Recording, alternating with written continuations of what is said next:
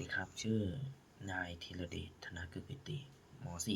.4/2 เลขที่ 3 วันนี้จะมาสรุปเรื่องกฎหมายเกี่ยวกับสัญญาครับ 1. สัญญาการยืมแบ่งออกเป็น 2 ประเภทหลัก 1. สัญญายืมใช้คงรูปคือการให้ยืมทรัพย์สินโดยไม่คิดค่าตอบแทนและต้องคืนทรัพย์สินชิ้นเดิมเมื่อใช้เสร็จเช่นการยืมรถยนต์เป็นต้นครับ 2. สัญญายืมใช้สิ้นเปลืองคือการยืมทรัพย์สินที่ใช้แล้วหมดไป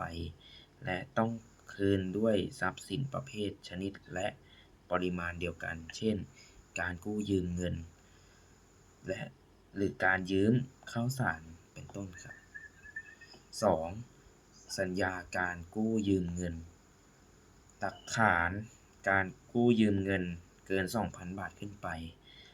ต้องมีหลักฐานเป็นหนังสือ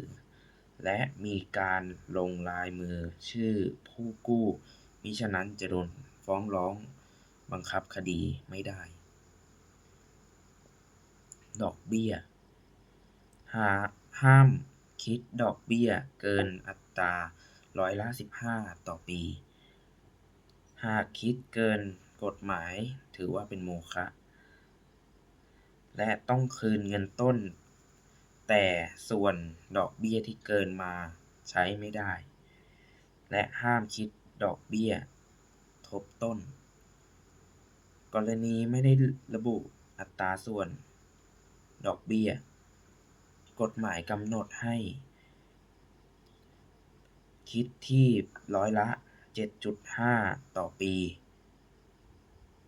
การยืมผ่านออนไลน์ครับสามารถใช้ข้อความแชทหรือหลักฐานการโอนเงินเช่นสลิปแทนหนังสือ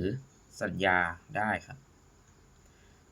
3. สัญญาประกันการชำระหนี้สัญญาค้ำประกันบุคคลภายนอกเข้ามาทำสัญญากับเจ้าหนี้เพื่อชำระหนี้ในกรณีที่ลูกหนี้ผิดนัด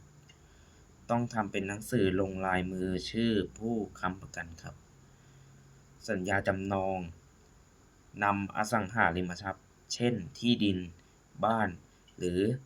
สังหาริมทรัพย์ชนิดพิเศษเช่นเรือรถเป็นต้นครับ